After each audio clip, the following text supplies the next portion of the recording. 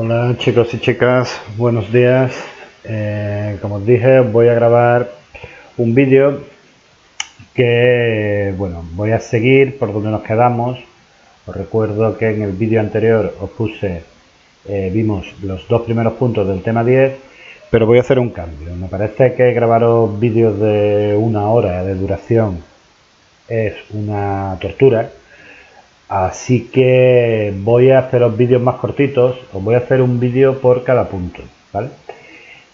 Vosotros, yo lo iré colgando cada 2 o 3 días, vosotros podéis seguir el ritmo y viéndolos cuando yo los vaya colgando, o verlos juntos, verlos a trozos como veáis, pero me parece contraproductivo poneros un vídeo tan largo, aunque bueno, el otro vídeo vosotros lo podéis ir parando y lo podéis ir viendo cuando queráis, pero me parece muy denso.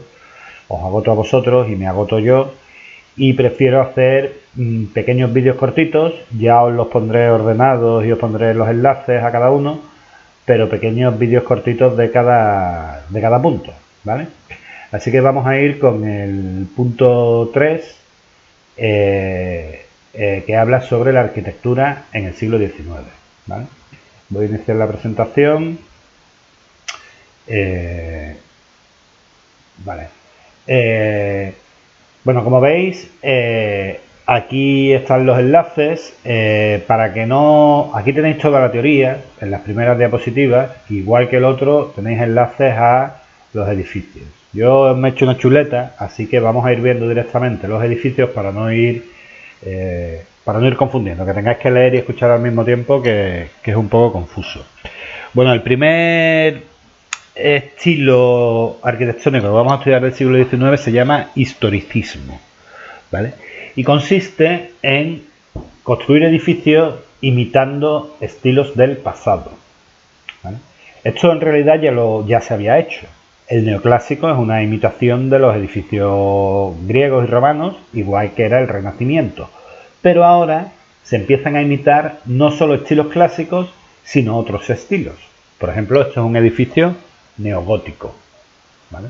Esto es el Parlamento de Westminster de Londres, ¿vale? Y presenta las características del estilo gótico: la verticalidad, las torres, la cantidad de ventanas.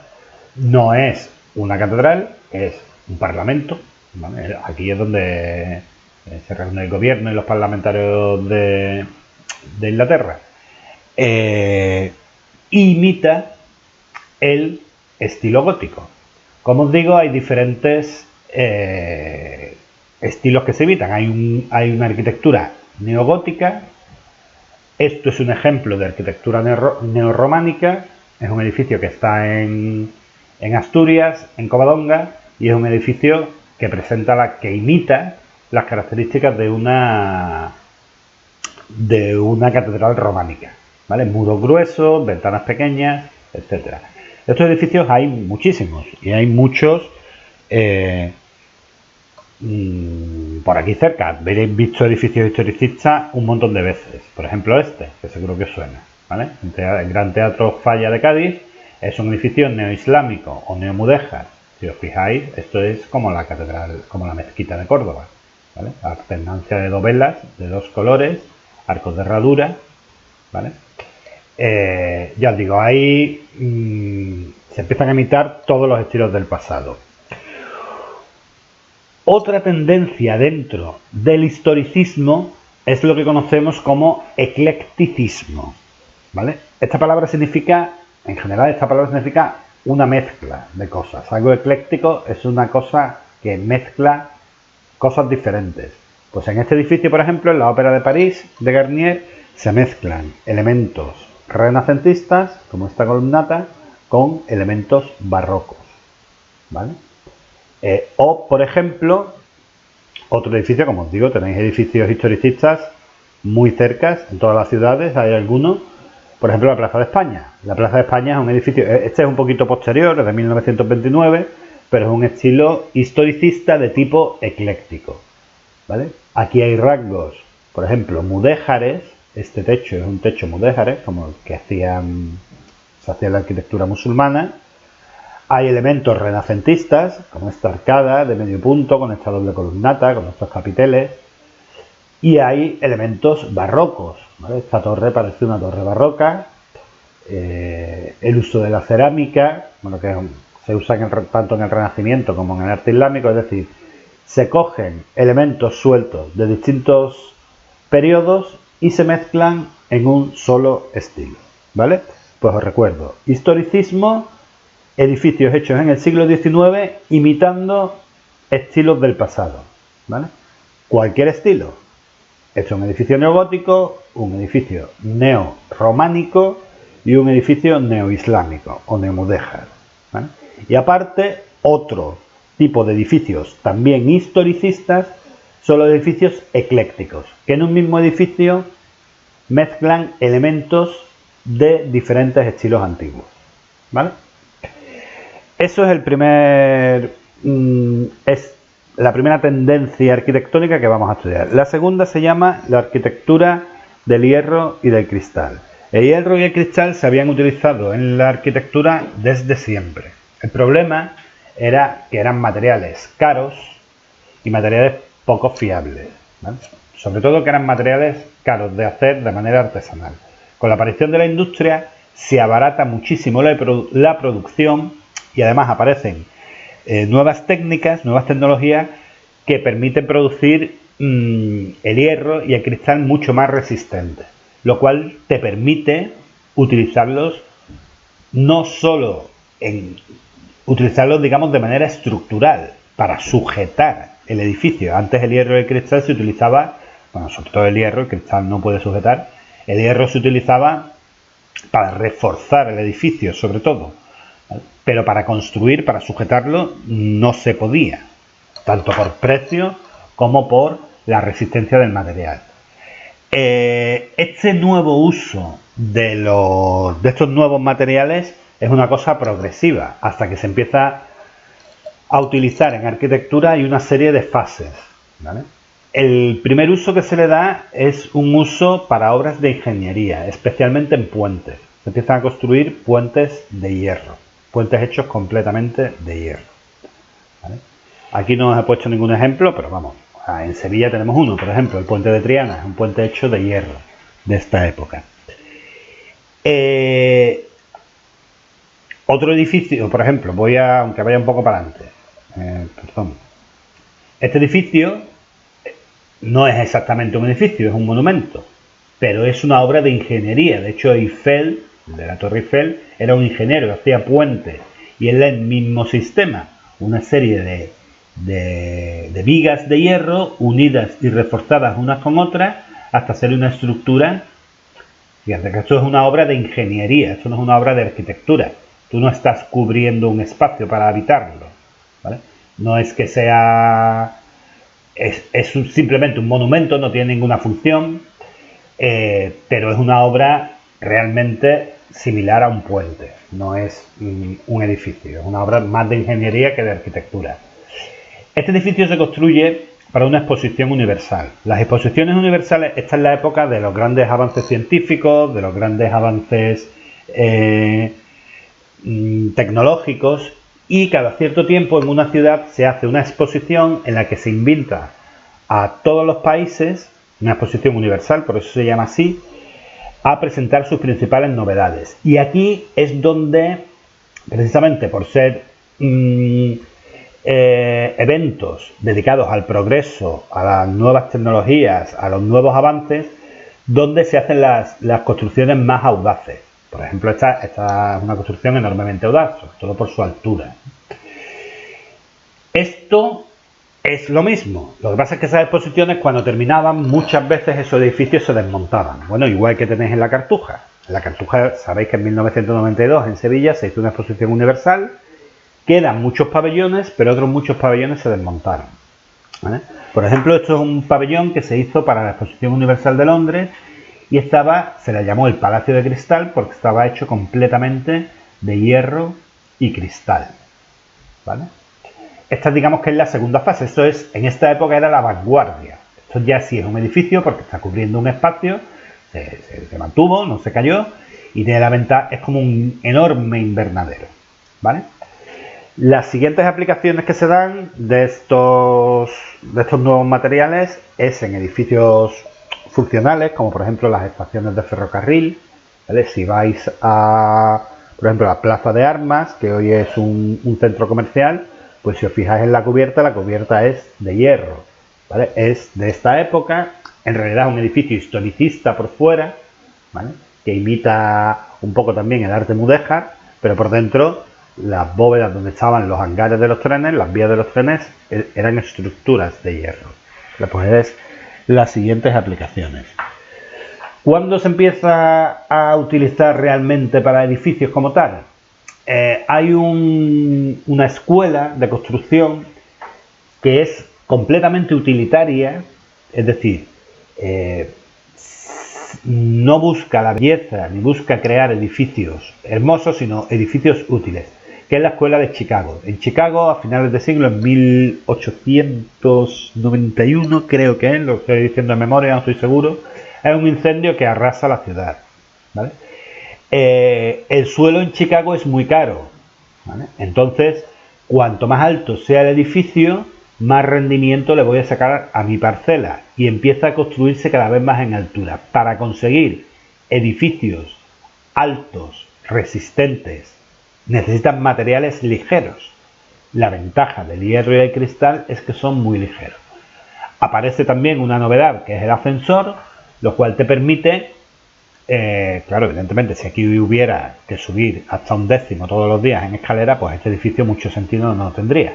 Pero bueno, en Chicago, a finales de siglo, ya es cuando esta arquitectura se utiliza plenamente, tal como se utiliza ahora, para construir edificios basados en estos nuevos materiales.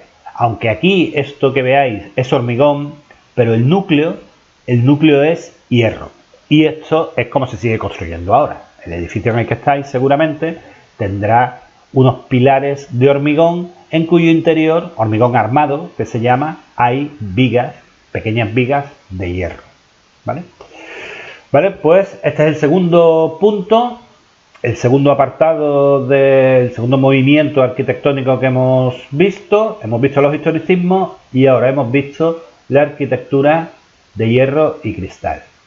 El tercero que vamos a ver se llama modernismo. Esto ya sí es más un estilo conscientemente innovador y conscientemente rupturista con el pasado. En primer lugar, decir que el término modernismo no afecta solo a la arquitectura, afecta a todas las artes. Hay pintura modernista, escultura modernista, y no solo a las consideradas artes mayores, sino también a las artes menores, ¿vale? A la cerámica, a la alfarería, al trabajo en hierro, a la decoración, al diseño, ¿vale? Al diseño, el diseño gráfico, a las revistas, a los carteles, ¿vale? Es un movimiento general que engloba todas las artes. Pero en la arquitectura es la arte en la que todas estas artes menores, digamos, artes decorativas, se pueden integrar. Y es una de las características del estilo. El edificio se diseña teniendo en cuenta no solo, digamos, la estructura de paredes y techos, sino también la decoración, ¿vale? Aquí hay trabajo de alfarería, hay trabajo de pintura, hay trabajo de rejería o de forja, ¿vale? Y todo esto se planifica en el mismo momento en que se está planificando el edificio. La segunda característica destacada es el recurso a las líneas curvas, ¿vale? Fijaros también en este balcón, ¿vale? En esta barandilla, y inspiradas en formas vegetales, ¿vale? Esta columna tiene forma de tronco, de palmera, que se abre aquí.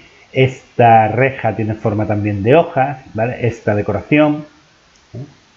Esa es la segunda característica. Por tanto, esas son las características concretas. La característica general y por qué se produce este estilo es porque hay un cansancio, un agotamiento de la producción industrial. En la industria lo que hace es producir objetos funcionales, todos iguales, ¿vale? con muy poca personalidad.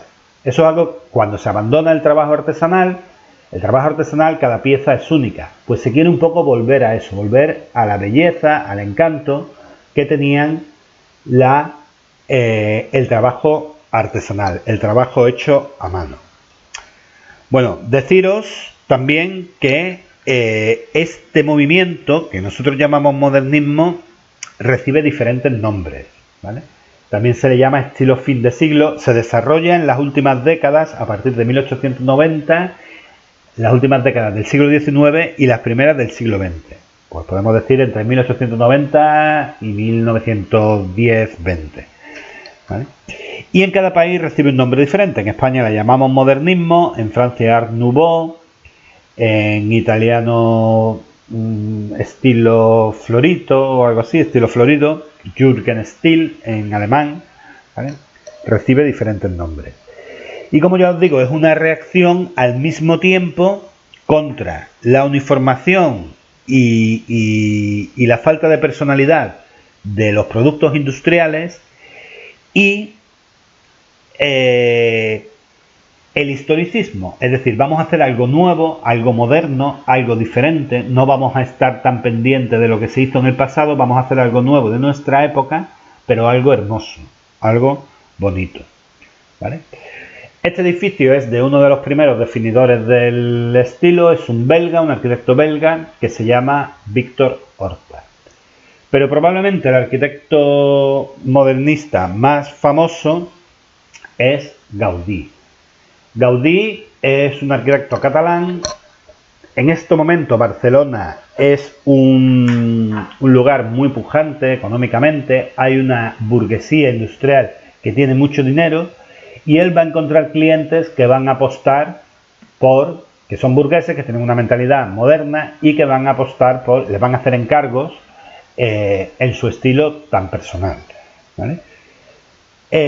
Se encuadra en las características que ya os he dicho del modernismo, pero tiene algunos rasgos personales. Por ejemplo, además de recurrir a las formas vegetales, como hacía por ejemplo Victor Horta, también está muy interesado en utilizar las formas minerales y incluso las formas animales, ¿vale? De las formas orgánicas, de los organismos vivos. Tanto plantas como animales, como organismos inertes, como son los minerales. Por ejemplo, esta casa, que se llama la Casa Milá, es conocida como La Pedrera porque está concebida como una especie de acantilado con cuevas. Fijaros en la forma de las ventanas, que no son formas rectas, son formas como agujeros, como entradas a cuevas. Luego, esa línea curva, en la naturaleza es muy raro que encontremos líneas rectas, son líneas curvas y como redondeadas por la erosión, y luego como una especie de acumulación de piedras, de estalactitas o de montañas en el techo y en otras zonas del edificio. Eso hace que sea conocida popularmente como La Pedrera, ¿vale? Como La Pedrera porque es como si una acumulación de piedras. Y en esta otra casa, la Casa Batlló, recurre a formas orgánicas animales. Fijaros, esto recuerda como, digamos, no sé, puede recordar a la mandíbula de una ballena, a como huesos, una especie de huesos de una cadera o de una mandíbula, ¿vale? De un animal, pues no sé, de una ballena o de un dinosaurio. Esto recuerda a huesos, como si fueran una serie de huesos. También eso, formas curvas, no formas rectas, ¿vale? Son formas inspiradas en la biología, en huesos de animales, en cartílagos, en músculos, ¿vale? Esto sería, por ejemplo, como una columna vertebral, ¿vale?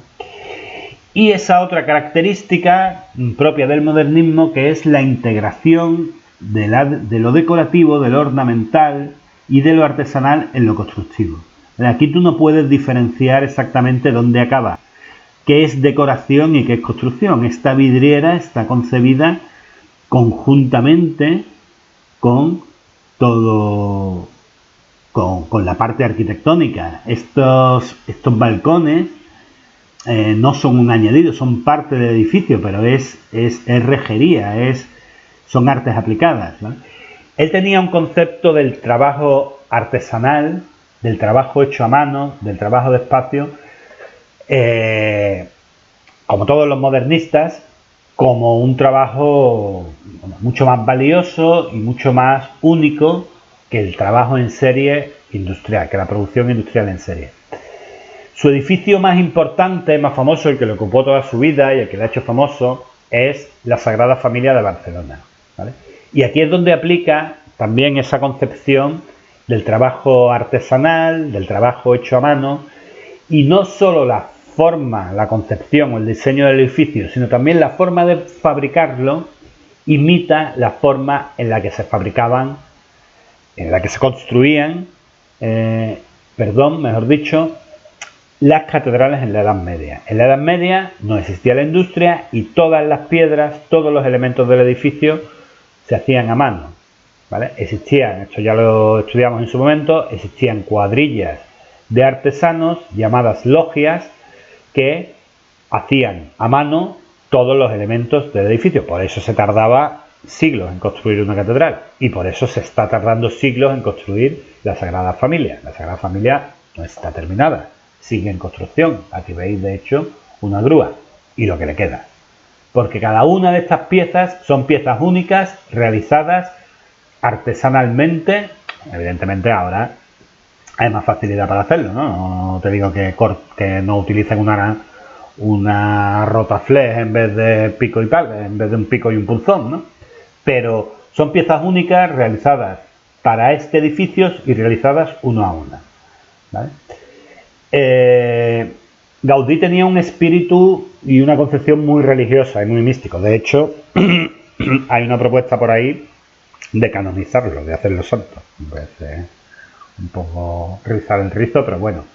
Él, toda su arquitectura, él consideraba que el principal arquitecto del universo era Dios y que el mundo era su creación y que su labor era imitar esa creación utilizando las formas que había utilizado Dios como arquitecto del mundo, ¿vale?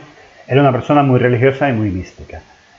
Y el otro rasgo del que ya hemos hablado, el uso de formas orgánicas, pues también se aprecia aquí claramente, ¿no? Estos son, pues, yo esto lo veo casi más como formas animales o digamos anatómicas que formas vegetales. Nos puede recordar una palmera, un árbol, pero a mí esto me recuerda también a cartílagos, a tendones, a músculos, a huesos. Yo los veo más con formas, a mí me recuerdan más formas anatómicas o animales que vegetales.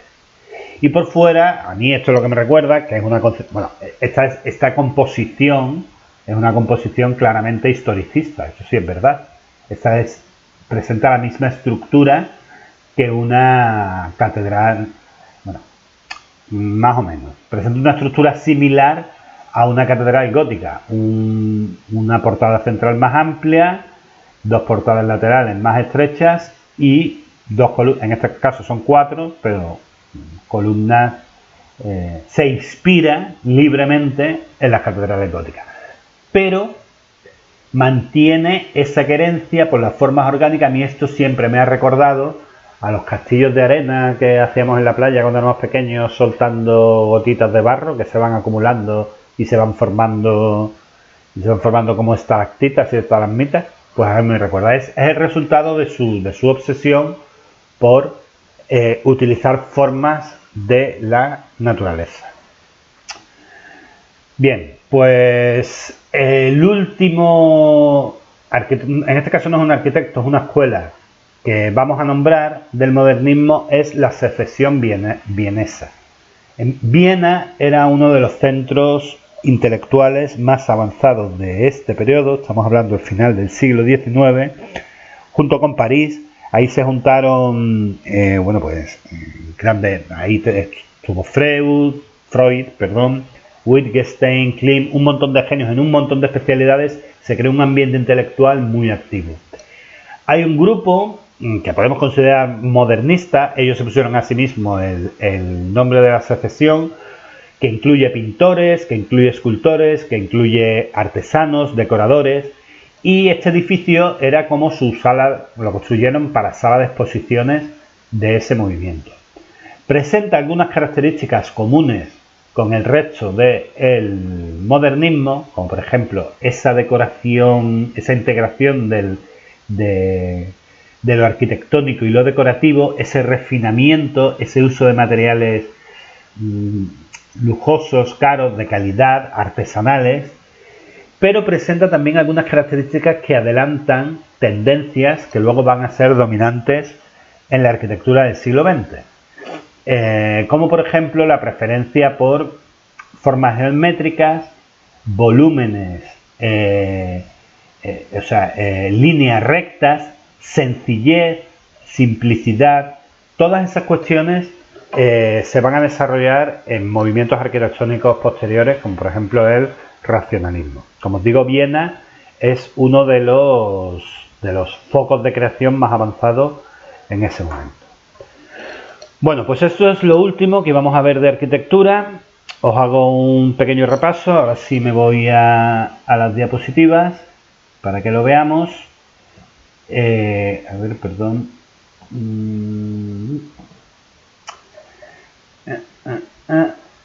¿Vale? El apartado se llama así. Os recuerdo que esto está tomado del temario de selectividad y hemos visto 3 movimientos en la arquitectura del siglo XIX: los historicismos, los edificios de hierro y cristal y el modernismo. ¿Vale? Que dentro del historicismo hay otra tendencia, que es mezclar distintos estilos históricos, que es el eclecticismo. La arquitectura de hierro y cristal, básicamente aquí lo más importante es que primero está usada por los ingenieros, luego se desarrolla sobre todo en los edificios de las exposiciones universales, en los pabellones de las exposiciones universales, y que es en América, en la escuela de Chicago, donde realmente se empieza a construir edificios en este sentido, y aparecen los primeros rascacielos, ¿vale? Edificios utilizando esta tecnología, edificios para habitar, quiero decir que no me salía la palabra. Y el último estilo que hemos visto es el modernismo. Aquí están sus características generales. Lo primero es la búsqueda, una reacción contra el historicismo, ¿vale? Una reacción contra el intento de hacer algo moderno, una reacción contra ese estilo conservador, y la integración de otras artes, cerámica, orfebrería, mobiliario, buscando formas orgánicas inspiradas en la naturaleza, ¿vale? Los principales arquitectos que hemos visto han sido Víctor Horta, que es uno de los creadores del estilo, Gaudí, que es el más destacado, y la Secesión vienesa.